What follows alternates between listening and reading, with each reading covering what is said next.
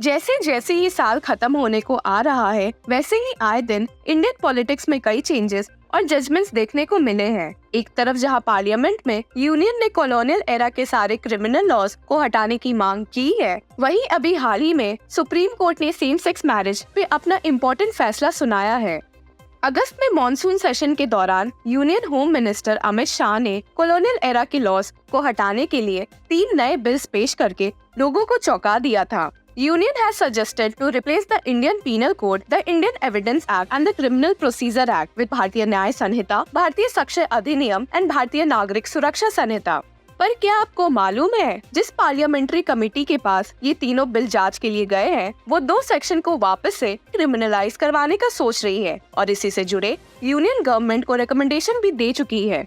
जी हाँ, आपने सही सुना, ये कमेटी और किसी के अंडर नहीं बल्कि बीजेपी एमपी बृजलाल के अंडर है और इसी की बात हम इस वीडियो में करेंगे। शायद आपने इस बात का अंदाजा लगा लिया होगा कि यहाँ हम किस 2 क्राइम की बात कर रहे हैं। सेक्शन 497 ऑफ आईपीसी जो कि अडल्ट्री से जुड़ा है और सेक्शन 377 जो कि होमोसेक्सुअलिटी को क्रिमिनलाइज करता था, उसे वापस लाने की बात कमेटी ने यूनियन को कही है, जिसे सुप्रीम कोर्ट ने करीबन 5 साल पहले रिमूव कर दिया था। आप सभी के मन में ये सवाल तो जरूर पैदा हो रहा होगा कि क्यों अब जाकर इन दोनों सेक्शन को वापस लाने की बात हो रही है। तो पहले सेक्शन 497 ऑफ आईपीसी जो कि अडल्ट्री से डील करता है, उसकी बात करते हैं। 2018 में एक 5 जज बेंच ने रूल किया था कि adultery can not and should not be a crime. तब के चीफ जस्टिस दीपक मिश्रा ने भी इस बात से अग्री किया था और कहा था कि 163 साल पुराना ये कॉलोनियल रूल इस गलत कॉन्सेप्ट को फॉलो करता है कि एक हस्बैंड वाइफ का मास्टर होता है। अडल्ट्री को वुमेन के अगेंस्ट डिस्क्रिमिनेटरी और डिमिनिशिंग भी बताया गया है और कहा गया है कि ये जेंडर स्टीरियोटाइप्स को बढ़ावा देता है।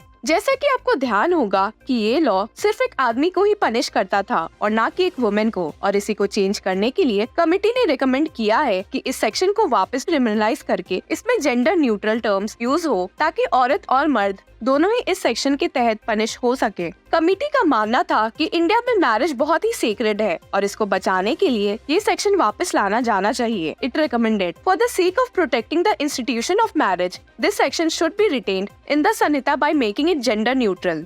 ये तो हो गई बात अडल्ट्री की, और अब आते हैं सेक्शन 377 ऑफ आईपीसी पर। ओरिजिनली ये सेक्शन कहता था whoever voluntarily has carnal intercourse against the order of nature with any man, woman or animal shall be punished with imprisonment for life or with imprisonment of either description for a term which may extend to 10 years and shall also be liable to fine। हालांकि कई decade से same sex couple ने इस section को discriminatory बताया था और इसमें चेंजेस लाने की मांग की थी, और इसी बात को ध्यान में रखते हुए सुप्रीम कोर्ट ने 2018 में इस सेक्शन को पार्शियली स्ट्रक डाउन कर दिया था। इसका मतलब ये हुआ कि इस सेक्शन के कुछ प्रोविजंस वैलिड है, जैसे कि unnatural sex with children and animal, and that the supreme court was confining its order to consenting acts between 2 adults only. इन सब के बावजूद भी कमेटी इसी सेक्शन को वापस से री इंट्रोड्यूस और रिटेन करवाना चाहती है। अब आप सोच रहे होंगे कि ऐसा पार्लियामेंट्री कमेटी क्यों करना चाहती है, जब सुप्रीम कोर्ट ने खुद इस सेक्शन को पार्शियली स्ट्रक डाउन किया था क्योंकि ये सेम सेक्स कपल्स के खिलाफ था। शायद कई लोग इसे सेंटर के द्वारा एक साजिश भी कह सकते हैं, क्योंकि आए दिन ये बात तो किसी से छुपी नहीं है कि सुप्रीम कोर्ट के सेम सेक्स को लीगल रिकॉग्निशन नहीं देने से यूनियन ही सबसे ज्यादा खुश नजर आई है। पर यहाँ मामला कुछ और है। जैसे सुप्रीम कोर्ट ने इस सेक्शन को पार्शियली रिमूव कर दिया था, तो सवाल अब ये उठता है कि अडल्ट मेल को रेप से कौन सा सेक्शन बचाएगा। अब आप सोचेंगे कि इस मामले में ऑलरेडी सेक्शन 375 और 376 ऑफ आईपीसी अवेलेबल है जो रेप के क्राइम और क्रिमिनल से डील करते हैं, पर आपको याद दिला दूं कि वो दोनों सेक्शंस जेंडर्ड है, यानी उसमें रेप ऑफ अ वुमेन से ही डील किया गया है। और यूनियन के द्वारा सजेस्टेड बिल भारतीय न्याय संहिता जो कि आईपीसी को रिप्लेस कर सकता है, में सेक्शन 377 या उसके इक्विवेलेंट सेक्शन मौजूद नहीं है। The committee argued that although the court had found this section in violation of Articles 14, 15, 19 and 21 of the Constitution, provisions of Section 377